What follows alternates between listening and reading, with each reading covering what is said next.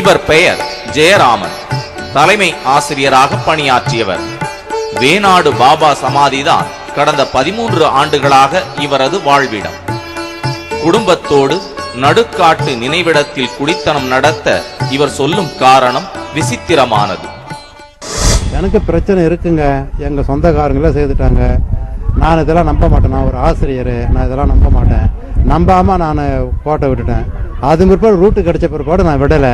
ஒரு செய்வன செய்யப்பட்ட ஒரு குடும்பத்தில் அவன் எவ்வளோ பெரிய மகாராஜாவாக இருந்தாலும் கூட அந்த செய்வனைக்கு அவர் அடிமை தான்.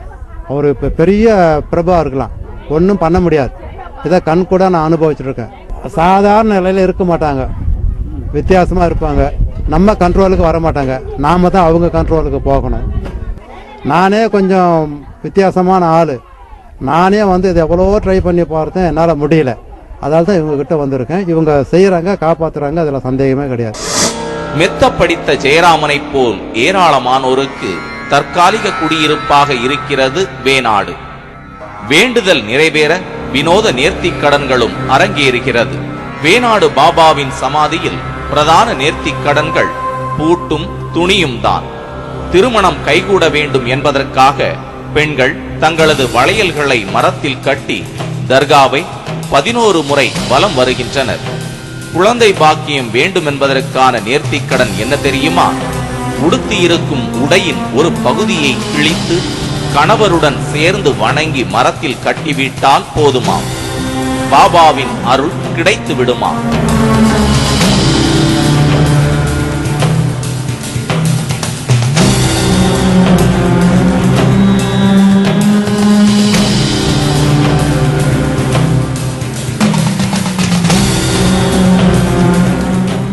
அவங்களுடைய இந்த பூட்டுங்க இந்த கவர்லாம் விருந்து கட்டுவாங்க.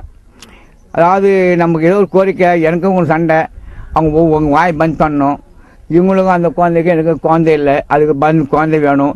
இது மாதிரி பல பிரச்சனைகள் மக்கள் வராங்க. அந்த பல பிரச்சனைக்காக அவங்க பூட்டு போடுவாங்க, கட்டு கட்டுவாங்க, இந்த துள்ளி கட்டுவாங்க, உய்யால் கட்டுவாங்க, எல்லாம் செய்வாங்க. ஆனால் யார் யார் என்ன கட்டி போகிறாங்களோ எல்லோருக்கும் எல்லாம் நடக்கும், யாருக்கும் ஃபெயில் ஆகாது.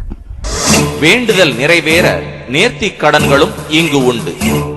மனநிலை பாதிக்கப்பட்டவர்களை தர்காக்களில் கட்டி போட்டால் குணமடைந்து விடுவர் என்பது பரவலாக இருக்கும் நம்பிக்கை.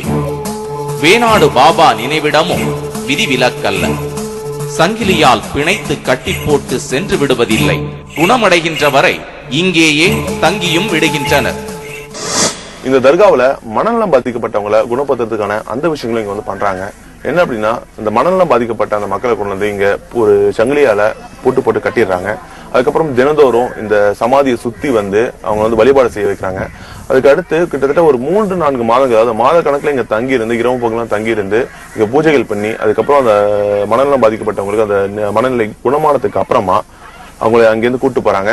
அதுக்கு அடுத்து அவங்க கட்டி போட்ட அந்த பூட்டை இங்கே இந்த பென்சில அந்த வேலியிலேயே பூட்டிட்டு போயிடுறாங்க. ஏன் அப்படின்னா, இதுக்கப்புறம் தங்க இந்த இடத்துக்கு வரக்கூடாது அப்படின்றதுக்காக இந்த இடத்துல அந்த பூட்டுக்களை பூட்டிட்டு போயிடுறாங்க. அதனால இங்க கிட்டத்தட்ட 100கணக்கான பூட்டுகள் இந்த இடத்துல அப்படி இருக்கு.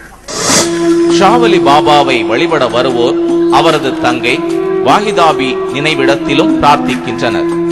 இவரது சமாதி 18 அடி நீளம் கொண்டது. கடந்த 10 ஆண்டுகளாகத்தான் இவரும் சக்தி படைத்தவராக வணங்கப்படுகிறார். பகல் முழுவதும் பிரார்த்தனைகள், நேர்ச்சைகள், துவா ஓதுதல் என களை கட்டுகிறது.